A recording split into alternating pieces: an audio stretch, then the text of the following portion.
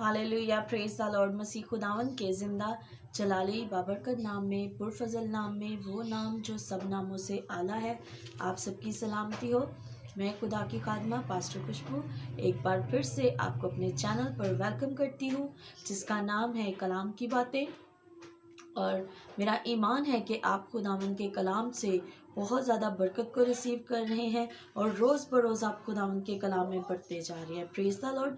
यकीनन जब हम खुदावन के कलाम को सीखते हैं तब हमारी ज़िंदगियां जो हैं वो चेंज हो जाती हैं, हमारी ज़िंदगियां जो हैं वो तब्दील हो जाती हैं, क्योंकि खुदावन का कलाम जैसे ही हमारे अंदर आता है, हम उसे रिसीव करते हैं, तब वो हमारे अंदर से तमाम जो बुरी चीज़ें, बुरी बातें हैं, उनको आहिस्ता आहिस्ता ख़त्म करना शुरू कर देता है और अपनी जगह बनाना शुरू कर देता है। लेकिन ये तब होता है जब हम बड़े ईमान से खुदावन के कलाम को रिसीव करते हैं, क्योंकि खुदावन के कलाम में लिखे हैं लफ्ज़ कि ईमान सुनने से पैदा होता है और सुनना खुदा के कलाम से, मसीह के कलाम में से। जब हम कलाम में से ईमान के साथ सुनते हैं तब हम रिसीव करते हैं, तब हम बरकत को पाते हैं। Hallelujah, praise the Lord.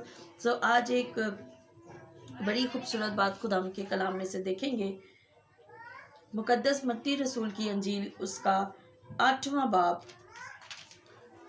और उसकी 14वीं आयत में लिखा है, और यीशु ने पतरस के घर में आकर उसकी सास को तप में पड़ी देखा। उसने उसका हाथ छुआ और तप उस पर से उतर गई और वो उठ खड़ी हुई और उसकी खिदमत करने लगी। Hallelujah, praise the Lord. यहाँ पर यीशु मसीह खिदमत के दौरान जो उनका एक शागिर्द था, पतरस उसका नाम था, वो पतरस के घर जाता है और जब वो वहाँ पर पहुँचता है तो वो क्या देखता है कि उसकी जो सास है वो तप के अंदर तप रही है। तप जो है बुखार की जो है अलामत है। तप का मतलब है बुखार का चढ़ जाना, जिसे हम आजकल की ज़ुबान में बुखार करना, फीवर कहते हैं कि उसे बुखार है, इसे फीवर हो गया है। और जो इसको है वो तप कहा जाता था कि ये जो है ये बुखार चढ़ना भी एक तप की तस्वीर है। और उसको जो है तप जो था उसके ऊपर वो तप के अंदर पड़ी देखा, उसे देखा कि उसको बहुत ज़्यादा बुखार है, बहुत ज़्यादा वो तप रही है बुखार के अंदर। और जब बुखार चढ़ जाता है तो इंसान का जिस्म जो है वो नढाल हो जाता है, वो परेशान हो जाता है, क्योंकि उसके अंदर, बॉडी के अंदर कोई भी कुव्वत या ताकत नहीं रहती।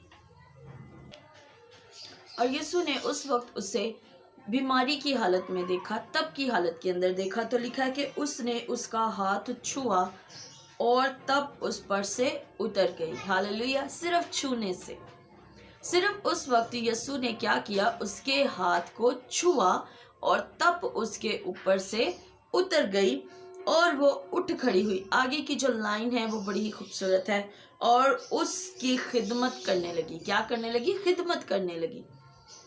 जब यीशु उसके घर के अंदर आया उस वक्त वो बीमार थी, उस वक्त वो तप की हालत के अंदर थी। यकीनन उसका उठकर बैठना भी मुश्किल होगा उस वक्त, क्योंकि बुखार इंसान को नढाल कर देता है।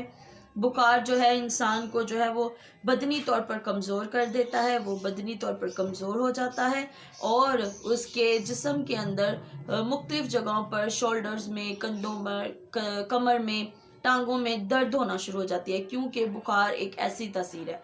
लेकिन जब वो उसके घर के अंदर आया वो तप में पड़ी हुई थी, उसकी ऐसी कंडीशन थी।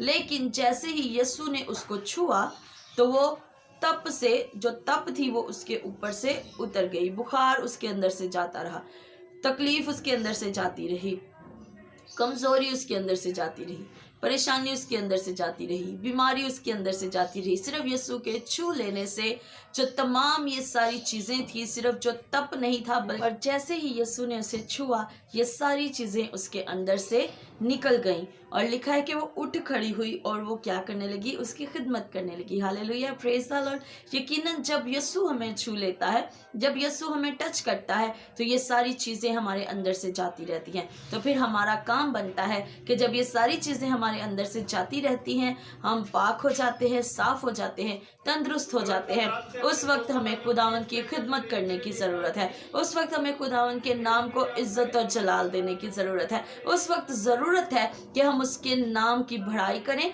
उसके नाम की वडियाई करें, उसको धन्यवाद कहें, उसकी शुक्रगुजारी करें, क्योंकि यस्सु हमें जब छू लेता है तो हमारी ज़िंदगियाँ चेंज हो जाती हैं। खुदावंद आप सबको बरकत दे और आप सबको अपने जलाल के लिए इस्तेमाल करे। आमीन।